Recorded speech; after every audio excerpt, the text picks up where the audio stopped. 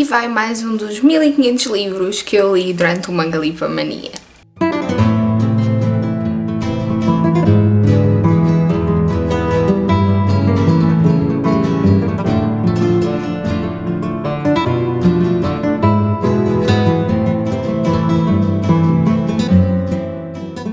Desta vez trago-vos A Cozinheira de Castamar, de Fernando Moenes.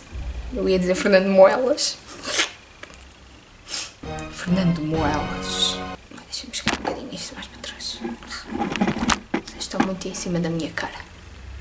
Porquê é que sempre que eu vou gravar há sempre pessoas a fazer barulho? E durante o dia inteiro não se ouviu pio. Bem-vindos a uma história de romance, de intriga, de conspiração, de traição durante o século XVIII na Espanha. Esta é uma ficção histórica, um romance histórico, um romançazão. Para quem gosta deste género, como eu, vocês vão literalmente fritar a pipoca com este livro. Esta é uma ficção histórica brilhante, que é muito, mas muito mais do que aparenta.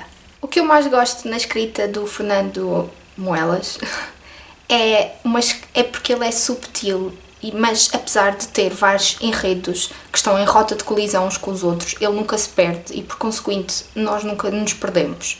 E ele ainda aproveita para abordar temas que ainda hoje são tabu, imaginem no século XVIII, como a saúde mental, o preconceito racial e a orientação sexual. Achei fabuloso. Esta é a história de Clara. Clara vai subsistir graças a um dom que ela partilhava com a mãe, que é o de cozinhar autênticos manjares dignos de reis e comidas tão suculentas e tão saborosas e tão cheirosas que põem toda a gente a vibrar. É através deste dom que ela tem de fazer salivar qualquer um com as suas comidas que ela vai entrar nas cozinhas do Ducado de Castamar. O melhor deste livro é ver a progressão da Clara. A Clara é muito mais forte do que aquilo que julga. E nós, apesar de sabermos isso, ela não sabe. E ela vai se apercebendo disso à medida que o livro continua. E à medida que o livro atinge o seu clímax. E nós torcemos imenso por ela, porque ela é uma personagem extremamente empática. Uma personagem para a qual nós nos apaixonamos e queremos que todo corra bem. A nossa protagonista vai acabar por se ver envolvida numa teia de intrigas, de conspirações, de traições que estão a tentar derrubar a casa e o ducado de Castamar. E isto é uma maneira muito simples de dizer que existe alguém que está a tentar destruir aquela casa de todas as maneiras e feitios. O vilão da história é absolutamente desprezível. Ele é um salafrário, um sacana mesmo.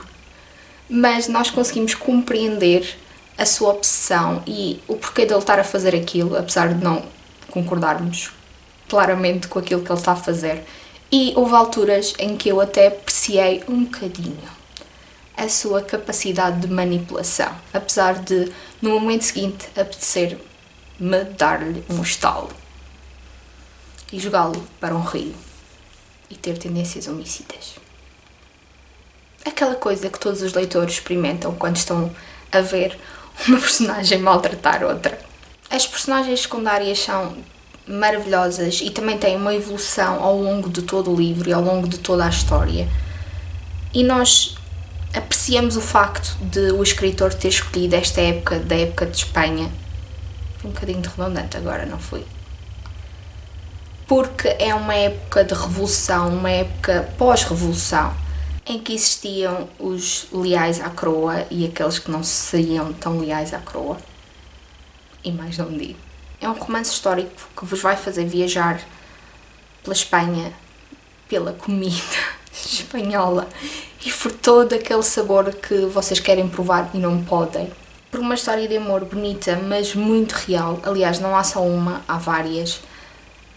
Por histórias de obsessão, por histórias de desilusão, de redenção. Acho que também podemos dizer isso. Não tenho mais a dizer, só tenho a dizer que se gostam deste género, têm de ler este livro deste escritor espanhol e preparem-se para os parágrafos, porque os parágrafos são grandes.